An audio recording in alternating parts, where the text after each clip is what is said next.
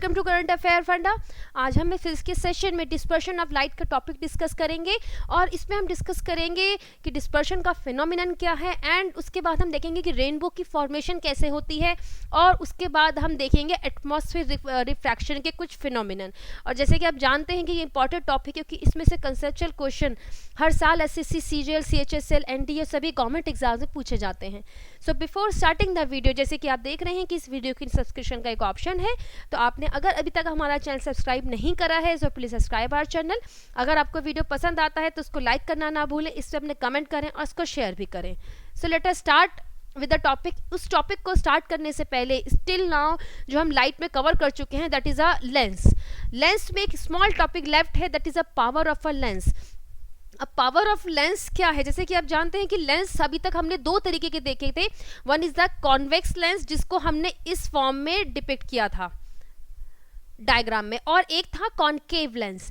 Convex जो lens है that is a converging lens. क्यों? क्योंकि जो इसके ऊपर इंसिडेंट लाइट पड़ती है उसको ये एक पॉइंट पे फोकस कर देता है और कन्वर्ज कर देता है। वाइल डाइवर्जिंग लेंस क्या करता है? ये उसको डाइवर्ज कर देता है, अलग अलग डायरेक्शन में उन लाइट रेज को फेंक देता है। So convex lens is a converging lens while concave lens is a diverging lens. ये हम डिस्कस कर चुके हैं। अब पावर क्या है? किसी लेंस की पावर को हम कैसे डिफाइन करेंगे? लेंस की जो पावर होती है दैट इज अ मेजर कि उसने जो इंसिडेंट लाइट लेंस पर पड़ी है उसको कितना कन्वर्ज करा है या कितना डाइवर्स करा है। कॉन्वेक्स लेंस क्या करता है? जब भी इंसिडेंट लाइट इस पर फॉल होती है, पड़ती है, तो उसको वो कन्वर्स कर देता है। अभी कितना कन्वर्स करेगा, कितनी डिग्री तक, किस मेजरमेंट तक इसको कन्वर्स करेगा लाइट को, that is a power of a convex lens. While in the case of concave lens जो लाइट इस पर पड़ रही है इंसिडेंट लाइट, उसको लेंस ने कितना डाइवर्स करा है, कितनी डिग्री तक, किस हद तक, किस मेजरमेंट तक डाइवर्स करा है, that is a power of a concave lens. So combination में हम क्या कहेंगे? The power of a lens is a measure of the degree of convergence और डाइवर्जेंस। जितना इंसिडेंट रे कन्वर्ज होती है या डाइवर्ज होती है उसे हम कहते हैं उस लेंस की पावर। अब हम साइंटिफिक टर्म में पावर को किस तरीके से हम निकाल सकते हैं? Power of a lens and focal length दोनों इनवर्स प्रोपोर्शन में होते हैं। जैसे कि power of a lens is equal to 1 upon the focal length of a lens. And one thing is that कि फोकल लेंथ जो है इस फॉर्मूले में पुट करने के लिए that should be always in the metre unit. अगर क्वेश्चन में वो सेंटीमीटर यूनिट में भी है तो आपको उसको मीटर में कन्वर्ट करना दैट इज अ कंपल्शन। ये एक एसेंशियल थिंग है क्योंकि ये जो फॉर्मूला है इसमें फोकल लेंथ जो है लेंस की दैट इज इन मीटर्स। और अब ये इसका इनवर्स प्रोपोर्शन है। जैसे मान लीजिए कि एक मेरे पास लेंस है जिसकी 5 मीटर फोकल लेंथ है, f is equal to 5 metre, और दूसरा मेरे पास लेंस है जिसकी मान लीजिए कि 20 मीटर की फोकल लेंथ है। अब इसमें से दोनों में से पावर किसकी ज़्यादा होगी? पावर होगी 5 मीटर वाले की ज़्यादा। पावर जो है वो 5 मीटर जो जिसकी फोकल लेंथ है लेंस की, उसकी पावर ज़्यादा होगी क्योंकि power and the focal length दोनों एक दूसरे से इनवर्स रिलेशन में है। अगर फोकल लेंथ कम होगी तो उसकी पावर ज़्यादा होगी, वाइल अगर फोकल लेंथ ज़्यादा होगी तो उसकी पावर उतनी ही कम होगी।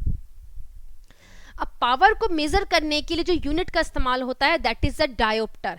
इसको कैपिटल डी से हम मींस को डिनोट करते हैं। The unit of the power of a lens is dioptre. One dioptre का इसकी डेफिनेशन क्या है? वन डायोप्टर उस लेंस की पावर है जिसकी फोकल लेंथ 1 मीटर है। That is a definition of dioptre. अब जैसे कि आप अगर किसी ऑप्टिशियन के पास गए हो अपना स्पेक्स लेके, चश्मा लेके, और आपको अपने लेंस का नंबर नहीं पता है या वो कहीं मिसप्लेस हो गया है, तो वो फौरन एक इंस्ट्रूमेंट के नीचे रख के स्पेक्स को और लेंस का नंबर बता देते हैं। उस जो इंस्ट्रूमेंट का नाम है that is a dioptometer. So dioptometer is the instrument जिसकी मदद से हम लेंस की पावर का पता लगा सकते हैं। अनदर थिंग इज दैट कि जो जैसे कि अगर कभी हमने प्रिस्क्रिप्शन देखा हो, ये मान लीजिए लेफ्ट एंड राइट आई, अब यहाँ पर मान लीजिए इस तरीके से लिखा हुआ है 0.25 डायोप्टर, और यहाँ पर लिखा हुआ है मीन्स कोई और number, late it B minus, इसको फॉर्म में लेना है। सो मान लीजिए -1.5 डायोप्टर। सो 0.25 क्या है? That is a number, that is a power of a lens. D is a diopter unit. What is the plus, plus क्या सिग्निफाई करता है? प्लस सिग्निफाई करता है कि विजन करेक्शन के लिए जो आपको लेंस बताया गया है that is a convex lens. Convex lens की जो पावर है उसको हमेशा हम पॉजिटिव में लिखते हैं, वाइल अगर नेगेटिव साइन है सो इट इंडिकेट्स दैट जो लेंस है, जो लेंस बताया गया है हमें चश्मा बनाने के लिए, वो है concave, that is a diverging lens, while convex is a converging lens. अगर इनकी एक और प्रॉपर्टी है कि अगर हमारे पास दो लेंस हैं जिसको हमने डायरेक्ट कांटेक्ट में रखा है, मान लीजिए मेरे पास है एक कॉन्वेक्स लेंस और इसकी मान लीजिए मैंने पावर है मेरे पास P1 is equal to let it be anything 6 dioptre. Another मेरे पास एक कॉन्केव लेंस है जिसकी पावर है मान लीजिए P1 is equal to -4 dioptre. अब मैंने इन दोनों लेंसेज को डायरेक्ट कांटेक्ट में रख दिया, बिल्कुल पास पास रख दिया।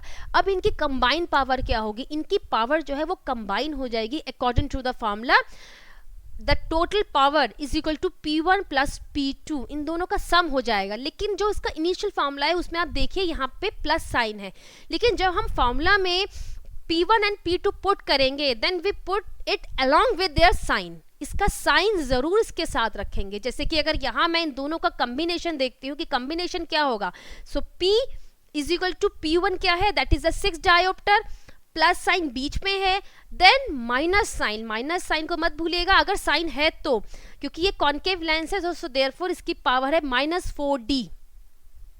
सो यहां से जो इसका कॉम्बिनेशन आ जाएगा that is the 6 - 4 that is equal to +2 dioptre. ये हो गया इसकी कंबाइन पावर।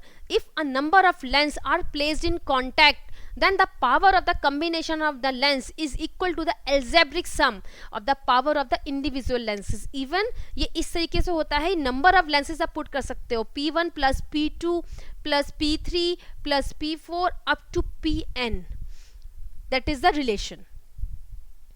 ना come to the topic that is a glass prism. हम सबसे पहले स्टार्ट करते हैं। इससे पहले जो हमने लाइट में टॉपिक कवर करे हैं उसमें हमने रिफ्रैक्शन का फिनोमिनन बहुत अच्छे से हमने कवर करा है। रिफ्रैक्शन का फिनोमिनन क्या है? रिफ्रैक्शन क्या है कि जब भी इंसिडेंट लाइट या कोई भी लाइट रे एक मीडियम से दूसरे मीडियम में जाती है, ट्रेवल करती है, अगर उन दोनों मीडियम की ऑप्टिकल डेंसिटी डिफरेंट है तो जब भी लाइट ट्रेवल करेगी वन मीडियम से दूसरे मीडियम पे और इनकी ऑप्टिकल डेंसिटी 1 और 2 की दोनों की डिफरेंट है तो उसमें बेंडिंग हो जाएगी। 1 से 2 जाते वक्त उसके अंदर बेंडिंग होगी, उसकी डायरेक्शन बदल जाएगी, that is the refraction phenomenon. और जो हमने डिस्कस किया था that is a case of a glass slab.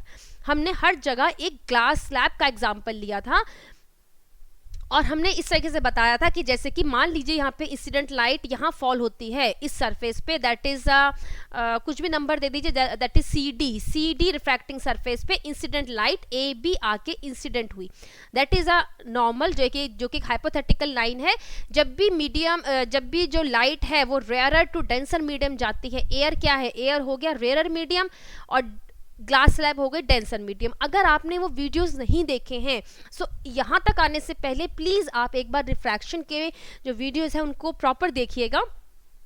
सो जब भी light rare to denser medium travel होती है it bend towards the normal, ये नॉर्मल की तरफ चली जाती है, नॉर्मल की तरफ इसकी बेंडिंग हो जाती है, that is the refraction phenomenon. अब ये लाइट रे इस तरीके से ट्रेवल करेगी, उसके बाद क्या होगा, उसके बाद फिर ये जाएगी from denser to rare medium, क्योंकि अब दोबारा ये एयर में आ गई, so therefore it bend away the normal. अब ये नॉर्मल से दूर जाएगी, that is the refraction phenomenon. अब हमने जो ग्लास स्लैब का एग्जाम्पल लिए थे या हमने जो ग्लास स्लैब के बारे में बताया था कि रिफ्रैक्शन यहाँ पर होता है, उसमें आप देखिएगा कि जो दो सरफेस हैं जहाँ पर रिफ्रैक्शन हो रहा है दैट इज द CD और ये मान लीजिए EF। ये दोनों जो सरफेस हैं दीज आर पैरेलल, ये एक दूसरे के समानांतर हैं, ये बिल्कुल कहीं से इंटरसेक्ट नहीं हो रही है, कोई कट नहीं हो रही हैं। लेकिन जैसे कि हम कोई और एग्जांपल है जैसे कि ग्लास प्रिज्म। अब ग्लास प्रिज्म क्या है, ग्लास प्रिज्म इज एक्चुअल में ये जो पिक्चर आप देख रहे हैं ये एक ग्लास मटेरियल से मिला हुआ एक ट्रायंगुलर शेप का स्ट्रक्चर है। इसका ये दैट मीन्स ये जो स्ट्रक्चर है इसमें देखिए दो तो ट्रायंगुलर फेसेस है, ये जो आपको दिखाई दे रहा है इधर ये फेस, ये हो गया ट्राइंगल, वन ट्राइंगल। एक बिल्कुल इसके ठीक अपोजिट इस तरफ, वहां पर एक और ट्रायंगुलर फेस, और इसके साथ में 3 हो गए rectangular face. One face is here, इसके बिल्कुल अपोजिट दूसरी तरफ पे दूसरा फेस, और एक इसके बेस पे तीसरा फेस।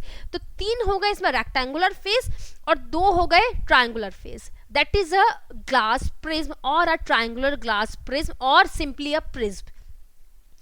इसमें आप देखिए जो ये दो जो रेक्टेंगुलर सरफेसेस हैं 1 और 2 मान लीजिए, ये दोनों एक दूसरे के समानांतर नहीं है, एक दूसरे के पैरेलल नहीं है। They are at some angle, ये एक दूसरे पे एक एंगल पे इंक्लाइंड है। और वो एंगल क्या है? वो एंगल है, मान लीजिए इसको मैं नाम दे देती हूँ QPR।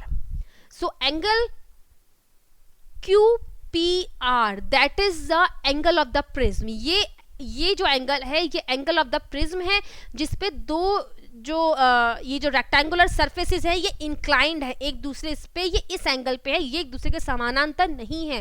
That is a main difference जो हमने ग्लास लैब में देखा था। उसमें जो दो refracting surfaces CD and EF they are the parallel, ये एक दूसरे के पैरेलल थी, एक दूसरे के समानांतर थी।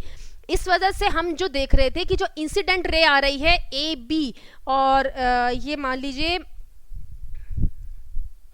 OG, ये एक दूसरे के पैरेलल ही जाएंगे, सिर्फ इसकी दिशा बदली है। AB एंड द OG जो इंसिडेंट रे है एंड द इमर्जेंट रे है, ये एक दूसरे के समानांतर हैं, सिर्फ इसकी डायरेक्शन बदली है। लेकिन जो हम ग्लास प्रिज्म में अब जो डिस्कस करेंगे, that is the difference between these two. यहाँ पर क्या होगा, क्योंकि ये दोनों सरफेस जो रिफ्रैक्टिंग सरफेस है वो एक दूसरे पे किसी एक एंगल पर हैं, एक दूसरे के समानांतर नहीं है, इसलिए जो इंसिडेंट रे और जो इमर्जेंट रे निकलती है वो एक दूसरे के समानांतर नहीं होती हैं। They are at some angle, वो एक एंगल पे होती हैं, जिसको हम आने वाली स्लाइड में डिस्कस करेंगे।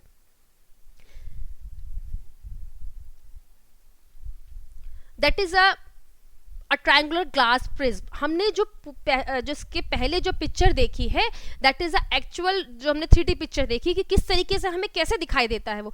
लेकिन जब हम इसको डायग्राम में लेते हैं तो हम केवल इसको इस फॉर्म में ही डिपिक्ट करते हैं। एक सिंपल ट्रायंगल की उसको सिंप्लीफिकेशन के लिए, कन्वीनियंस के लिए हम उसको सिर्फ एक ट्रायंगुलर फॉर्म में प्रिज्म को दिखाते हैं। सो ये देखिए, सबसे पहले that is a PE, that is a incident ray. Incident ray इस सरफेस पे जाकर इस पे टकराई। अब जैसे ही वो इस रिफ्रैक्टिंग सरफेस पे AB साइड पे जाके टकराएगी, इसकी डायरेक्शन बदलेगी and it goes the refraction phenomenon. कैसे होगा? क्योंकि ये रेयरर टू डेंसर मीडियम जा रहा है। रेयरर क्या है? That is the air medium, और डेंसर मीडियम क्या है? Glass medium. ये बना तो ग्लास से मिलकर ही हुआ है triangular prism. So rarer to denser medium ये ट्रेवल कर रही है, so therefore it bend towards the normal. Where is the normal? N dash, that is the normal. अब ये इसकी तरफ को मुड़ जाएगी। जैसे आप देखिए ये जो रेड लाइन जा रही है, अब ये जो इसकी डायरेक्शन होगी, that is it directed toward the base. ये बेस की तरफ जा रही है। इसका बेस क्या है? Base of the prism is BC। ये जो अब रे जो निकली है आफ्टर रिफ्रैक्शन, ये मीन्स मुड़ जाती है टुवर्ड द बेस। उसके बाद ये दोबारा जाके इसकी दूसरी surface that is the AC side पे जाके टकराएगी। अब देखिए AB and AC they are not parallel, ये पैरेलल नहीं है, ये एक पॉइंट पे जाके इंटरसेक्ट हो रही हैं और they are at some angle, ये एक दूसरे से किसी एक एंगल पर हैं। अब ये जो रे है वो इस AC सरफेस पे जाकर टकराई, AC सरफेस पे जाकर ये टकराएगी, यहाँ पे इसका रिफ्रैक्शन होगा, there is a change in the direction, और अब ये बेंड होगी अवे द नॉर्मल। अब यहाँ पे नॉर्मल क्या है? That is a M dash. इस नॉर्मल से ये इससे दूर चली जाएगी और it goes toward the base. अब देखिए ये जो लाइन है ये बेस की तरफ ही जा रही है। सो अब जो फाइनल इमर्जेंट रे हो गई, ये हो गई FS, that is a emergent रे। अब जैसे हम कह रहे हैं कि ये जो दो रिफ्रैक्टिंग सरफेस हैं ये एक दूसरे से किसी एक एंगल पे हैं, दैट इज दिस एंगल, इस एंगल पर हैं। अब यहां से जो हमारी इंसिडेंट रे थी उसको आप आगे इसको प्रोड्यूस कीजिए। ये जो डॉटेड लाइन है इसको हमने आगे प्रोड्यूस किया है। क्यों करा है? क्योंकि हम ये चाहते हैं कि हमें इंसिडेंट रे, क्योंकि हम कह रहे हैं इंसिडेंट रे और इमर्जेंट रे दोनों एक दूसरे के पैरेलल नहीं है, so that means they should be at intersect some point. ये किसी न किसी एक पॉइंट पे कटेंगे, हमें वो पॉइंट चाहिए। उस पॉइंट को लेने के लिए हमें इन दोनों incident ray and the emergent रे को बैकवर्ड प्रोड्यूस करना पड़ेगा। सो पहले हम इसमें जो हमारी इंसिडेंस रे है उसको बैकवर्ड लेके जाएंगे, सो दैट इज अ GH, इसको हमने बैकवर्ड प्रोड्यूस किया है। इसी तरह इमर्जेंट रे को बैकवर्ड प्रोड्यूस करिए, दैट इज अ FG। अब ये जो पॉइंट है G पॉइंट, इस पॉइंट पर जाके दोनों रेस टकराई हैं। ये जो एंगल है दैट इज अ एंगल, ये जो D एंगल है, यहाँ पे D एंगल जिसको दर्शाया गया है ये, क्योंकि देखिए जो इंसिडेंट रे थी वो उसका तो एक्चुअल में डायरेक्शन ये थी, लेकिन जो इमर्जेंट रे आई उसका डायरेक्शन ये है, तो इन दोनों के डायरेक्शन में फर्क है। अब ये जो एंगल D है that is the angle of deviation. Angle of deviation क्या है कि वो एक्चुअल में अपनी ओरिजिनल डायरेक्शन से, उसकी ओरिजिनल जो डायरेक्शन थी वो इंसिडेंट रे की डायरेक्शन थी, उससे वो कितना अलग गई है, that is the angle of deviation. So here D is the angle of deviation. Now come to the dispersion. अब डिस्पर्शन क्या है, डिस्पर्शन ऑफ अ लाइट क्या है? सर न्यूटन ने जब वो एक्सपेरिमेंट कर रहे थे with a glass prism, glass prism के ऊपर अगर हम कोई भी वाइट लाइट लाइक अ सनलाइट, वाइट लाइट, सनलाइट, इसको जब भी हम प्रिज्म के ऊपर फॉल करते हैं और जो इमर्जेंट रे आती है उसको अगर हम एक स्क्रीन पर ले लें, एक वाइट स्क्रीन पर अगर इमर्जेंट रे को लें, तो वी ऑब्जर्व अ बैंड, हमें एक बैंड 7 कलर का ऑब्जर्व होगा। That is the finding of sir Newton ने। इन्होंने ये ऑब्जर्व किया था अपने, जब वो ग्लास प्रिज्म के साथ अपने एक्सपेरिमेंट कर रहे थे, कि इस तरीके का एक फिनोमेनन ऑब्जर्व होता है। अगर प्रिज्म के ऊपर किसी सनलाइट को या कोई भी वाइट लाइट को डाला जाए और जो इमर्जेंट रे है उसको किसी एक स्क्रीन पे लिया जाए, so there is a formation of a band of 7 colour. इसको हम कहते हैं डिस्पर्शन ऑफ लाइट। इस फिनोमिनन को कहते हैं डिस्पर्शन ऑफ लाइट। और ये जो 7 कलर हैं, these 7 colours are VIBGYOR, VIBGYOR।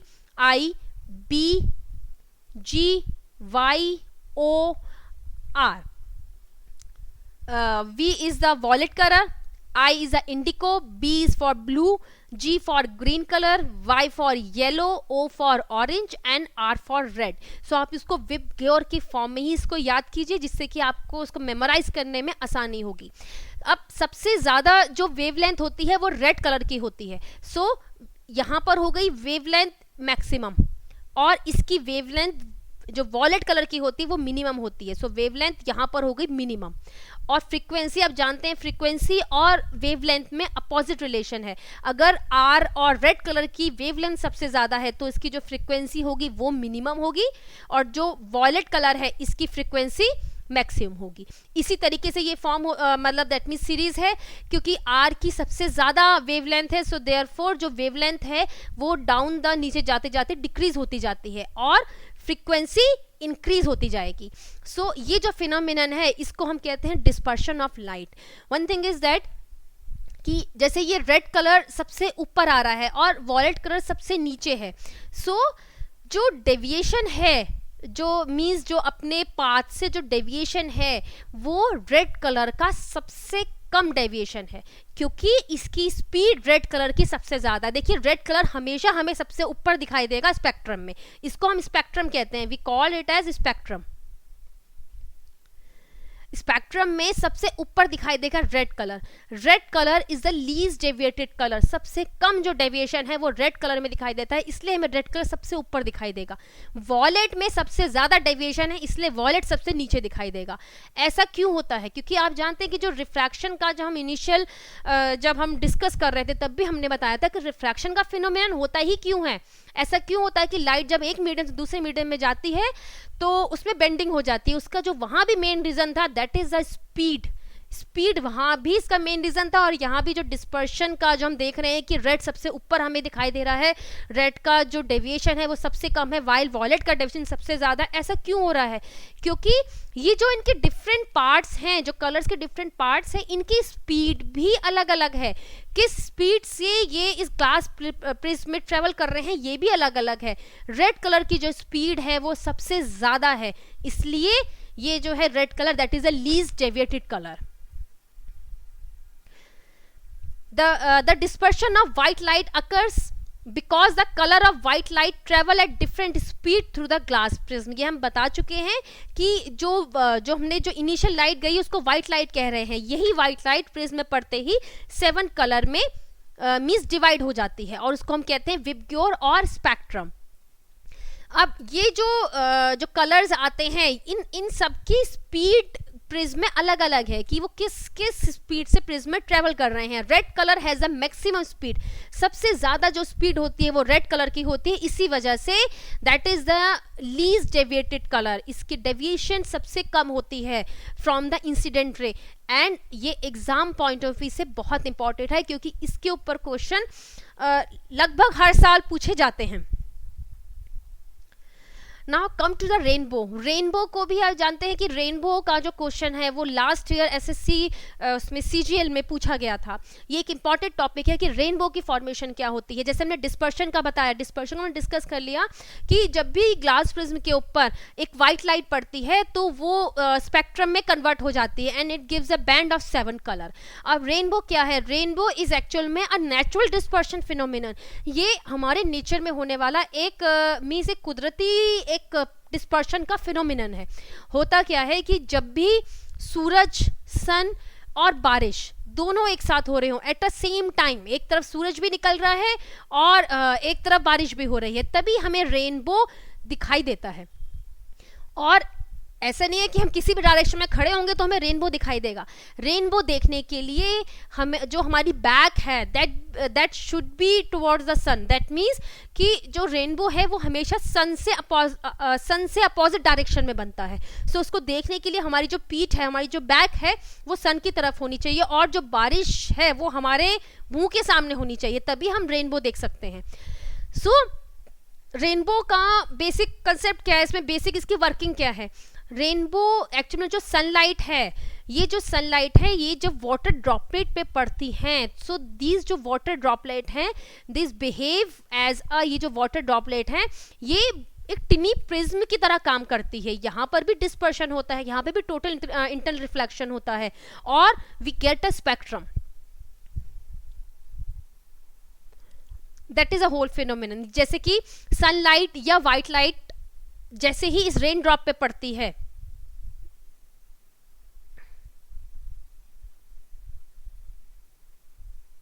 Rain drop के ऊपर ये जो है that is a rain drop,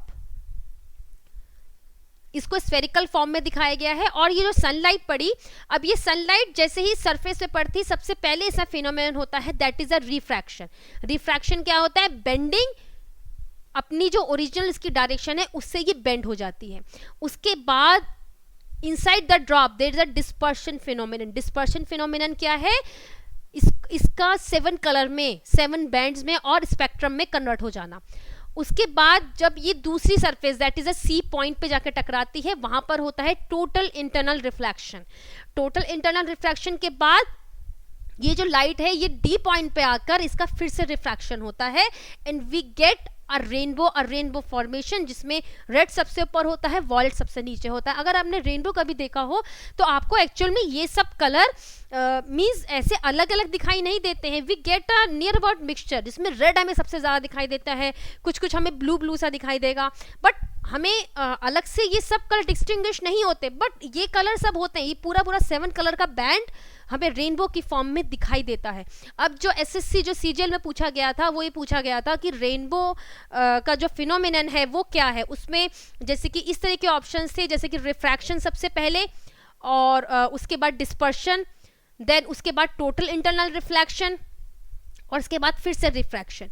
जो एक्चुअल में जो फिनोमिनन है वो इसी तरीके से, सबसे पहले रिफ्रैक्शन होगा, उसके बाद होगा डिस्पर्शन, देन उसके बाद टोटल इंटरनल रिफ्लेक्शन, और उसके बाद फिर से रिफ्रैक्शन, देन हमें फाइनली हमें रेनबो ऑब्जर्व होगा। एग्जाम में इसी तरीके से क्वेश्चन पूछा गया था कि क्या इसका सीक्वेंस क्या है, रेनबो फॉर्मेशन में जो फिनोमेनन होते हैं उसका सीक्वेंस क्या है। So that is the sequence, सबसे पहले रिफ्रैक्शन, उसके बाद dispersion, then total internal reflection and then refraction, and then we observe और we get the rainbow formation. Now here are the some कुछ एटमॉस्फेयर रिफ्रैक्शन के कुछ केसेस हैं जो कि एग्जाम पॉइंट ऑफ व्यू से इंपॉर्टेंट है। अभी एटमॉस्फेयर रिफ्रैक्शन क्या है, जैसे हमने बताया रिफ्रैक्शन क्या है कि जब भी लाइट एक मीडियम से दूसरे मीडियम में ट्रेवल करती है उसको हम रिफ्रैक्शन कहते हैं। लेकिन एटमॉस्फेयर में भी रिफ्रैक्शन का फिनोमेनन होता है। क्यों? क्योंकि अब जैसे कि आप कह सकते हैं कि तो ये चारों तरफ एयर ही है, तो फिर कहाँ से रिफ्रैक्शन का फिनोमेनन, कोई ना तो कोई मीडियम है और कोई मीडियम का डिफरेंस नहीं हो रहा। यस, मीडियम अलग हो रहे हैं विद इन द हमारे एटमॉस्फेयर के अंदर ही, जो कोल्ड, कूलर एंड वार्मर जो लेयर हैं, क्योंकि आप जानते हैं कि जो हमारा एटमॉस्फेयर है उसमें काफ़ी सारी लेयर्स हैं, उन सभी लेयर्स पे टेम्परेचर का डिफरेंस है। कहीं तो जो लेयर है वो कूल है और कहीं पर वार्मर एयर है। सो जो कूलर एयर है, जो लेयर है एयर की, that act as a denser medium, वो डेंसर मीडियम की तरह एक्ट करती है, वाइल जो वार्मर जो लेयर है वो एक रेयरर मीडियम की तरह एक्ट करती है। सो दैट मीन्स ये डेंसर और रेयरर मीडियम क्या है, ये मतलब इनकी ऑप्टिकल डेंसिटी फर्क है। तो जब कभी भी ऑप्टिकल डेंसिटी फर्क होगी, सो देयर शुड बी, हमेशा ही वहां पर बेंडिंग होगी और रिफ्रैक्शन का फिनोमिनन होगा। सो यही रीजन है। हम फर्स्ट केस देखते हैं, that is a twinkling of stars, stars का टिमटिमाना जिसे हम कहते हैं। कभी तो लाइट, जैसे हम रात में अगर हम आसमान देखें, कभी तो लाइट हम तक हमें बहुत चमकते दिखाई देते हैं तारे, और कभी कभार वो ऐसा लगता है जैसे कि डिम हो रहे हैं, दैट इज अ ट्विंकलिंग। जो ट्विंकलिंग का रीजन है वो रीजन यही है क्योंकि अब ये देखिए स्टार्स से लाइट निकली, उसके बाद ये वैक्यूम से ट्रेवल करके हमारे एटमॉस्फेयर में एंटर करती है। अब हमारे एटमॉस्फेयर में लेयर हैं, कुछ लेयर तो कूलर हैं, कुछ लेयर वार्मर हैं, उनका ऑप्टिकल डेंसिटी भी फर्क है। सो देयरफॉर वहां पर कॉन्टिन्यूस रिफ्रैक्शन का फिनोमेनन हो रहा है और अलग अलग डायरेक्शन में लाइट जा रही है। दैट इज, ये देखिए जैसे ही ये स्टार से लाइट जो हमारे एटमॉस्फेयर में एंटर करी, सो हर पॉइंट पर जहाँ जहाँ मीन्स जो एटमॉस्फेयर की लेयर बदल रही है वहाँ पर रिफ्रैक्शन का फिनोमेन हो रहा है। तो जो हम तक लाइट पहुँचती है वो आफ्टर रिफ्रैक्शन, कहीं तो वो मीन्स जो रिफ्रैक्शन ज़्यादा, कहीं तो लाइट ज़्यादा बेंड हो रही है, कहीं लाइट कम बेंड हो रही है। इसी वजह से हमें ट्विंकलिंग और स्टार का टिमटिमाना नजर आता है। May be one question may be आपके माइंड में आ सकता है कि प्लैनेट्स के साथ ऐसा क्यों नहीं होता, क्यों नहीं हमें प्लैनेट ऐसे टिमटिमाते नजर आते, उनकी क्यों हमें रोशनी एक जैसी दिखती है। इसका रीज़न ये है कि एक बात तो ये कि जो स्टार्स हैं वो हमसे बहुत ज़्यादा दूरी पे हैं as comparison to planet. Stars का जो डिस्टेंस है अर्थ से वो बहुत ज़्यादा है। सो देयरफॉर स्टार्स को हम एक पॉइंट सोर्स की तरह कंसिडर कर सकते हैं। पॉइंट सोर्स क्या हो गए? पॉइंट सोर्स ऑफ लाइट, मतलब बहुत ही टीनी, बहुत ही छोटे सोर्स हैं ये लाइट के, क्योंकि ये हमसे बहुत दूर है। अगर हम इनको ऑब्जर्व करते हैं तो हमें मीन्स अगर इसको हमारे आप कंसिडर में देखें तो that is a point source, ये एक पॉइंट सोर्स है लाइट का। और जो एटमॉस्फेयर रिफ्रैक्शन है या जो लेयर्स पे, एटमॉस्फेयर की लेयर पे जो रिफ्रैक्शन हो रहा है वो सफिशिएंट है इनकी लाइट को बेंड करने के लिए। वाइल प्लैनेट क्या है, प्लैनेट एक तो हमसे ज़्यादा दूरी पे नहीं है, हमसे पास है as comparison to star. So therefore there is a, हम इसको कह सकते हैं दैट इज अ कलेक्शन और combination of many point star, sorry many point sources, बहुत सारे पॉइंट सोर्सेज का आप कलेक्शन कह सकते हैं। सो यहाँ भी रिफ्रैक्शन का फिनोमेनन होता है एटमॉस्फेयर रिफ्रैक्शन का, लेकिन वो एक दूसरे के इफेक्ट को नलीफाइड कर देते हैं। मतलब किसी का हुआ और दैट मीन्स किसी का रिफ्रैक्शन ज़्यादा हुआ, किसी का कम हुआ, अल्टीमेटली जो हम तक लाइट पहुँचती है वो बिल्कुल नलीफाइड फॉर्म में पहुँचती है। हमें कोई ट्विंकलिंग प्लैनेट की ऑब्जर्व नहीं होती है। While twinkling is observe in case of star, that is a phenomenon of the atmospheric refraction. एक और इसका फिनोमिनन है कि हमें जो है स्टार्स ज़्यादा, इवन वो उतनी ऊंचाई पर नहीं होते लेकिन हमें ज़्यादा ऊंचाई पर वो नज़र आते हैं। इसका भी सेम रीज़न है कि जो एटमॉस्फेयर रिफ्रैक्शन है या जो हमारे एटमॉस्फेयर की जो लेयर्स है वहाँ पर रिफ्रैक्शन हो रहा है। जैसे ये देखिए, ये है स्टार की एक्चुअल पोजीशन, यहाँ से लाइट रे वैक्यूम से ट्रेवल हुई और हमारे एटमॉस्फेयर में ट्रेवल होते ही उसकी बेंडिंग हो जाती है एंड ये हो गई जो हम तक लाइट पहुंची। अब हमें जो लाइट अपीयर होगी, जो हमें दिखाई दे रही है, हमारी आंख उसको स्ट्रेट डायरेक्शन में ही इसकी पोजीशन को देखेगी। सो अगर आप इसको आगे प्रोड्यूस करेंगे तो हमें ये और ऊपर और हायर पोजीशन पे हमें स्टार दिखाई देगा। That is another case of atmospheric refraction. और ये जो क्वेश्चन है ये भी एसएससी सीजीएल में पूछा जा चुका है कि इनमें से कौन कौन से फिनोमिनन है जो कि एटमॉस्फेरिक रिफ्रैक्शन की वजह से हमें ऑब्जर्व होते हैं। Another case is the advanced sunrise and delayed sunset. सूरज हमें जो सूर्य उदय से 2 मिनट पहले दिखाई देता है और सनसेट के 2 मिनट बाद तक हमें वो दिखाई देता रहता है। ये मतलब है इस चीज़ का कि एडवांस सनराइज एंड डिलेड और and the delayed sunset, 2 minute बाद तक हमें सूरज दिखाई देता रहेगा और सूर्य उदय से 2 मिनट पहले हमें सूरज की इमेज दिखाई देनी शुरू हो जाएगी। That is also because of the atmospheric refraction. जैसे कि आप इसको इस तरीके समझ सकते हैं, सूर्य उदय कब होता है कि जब हॉरिजॉन से ऊपर सूरज की पोजीशन हो जाती है, तब हमें सूर्योदय दिखाई देता है। अब इस वक्त पे जो मीन्स जो सनराइज के दौरान अभी सूरज हॉरिजॉन से नीचे है, अब यहाँ से सनलाइट आएगी और सनलाइट की जैसे हमारे एटमॉस्फेयर में ये एंटर होगा वहाँ पे उसकी बेंडिंग होगी। सो हमें जो ऑब्जर्व होगी, सूरज की जो इमेज ऑब्जर्व होगी, एपरेंट पोजीशन हमें दिखाई देगी, that is above the horizon. हमें हॉरिजॉन के ऊपर देखेगा, हमें लगेगा सूर्य उदय हो गया है, बट एक्चुअल में सूर्य उदय नहीं होता, एक्चुअल में वो 2 मिनट बाद सूर्य उदय होता है। सिमिलरली सनसेट के समय भी हमें ऐसा अपीयर होता है कि सूरज जो है मीन्स अभी भी है लेकिन सूरज डूब चुका होता है। सो दैट इज कि हमारे पूरे दिन के ड्यूरेशन में 4 मिनट का फर्क तो सिर्फ एटमॉस्फेयर रिफ्रैक्शन की वजह से ही पड़ जाता है। With this note we end our session. So इस टॉपिक से रिलेटेड वीडियो आपको प्लेलिस्ट पे मिल जाएंगे। अगर आपने अभी तक हमारा चैनल सब्सक्राइब नहीं किया है तो please subscribe our channel. This is our Twitter handle link, this is our Facebook page and this is our website. So with this note, thanks for listening me, have a nice day.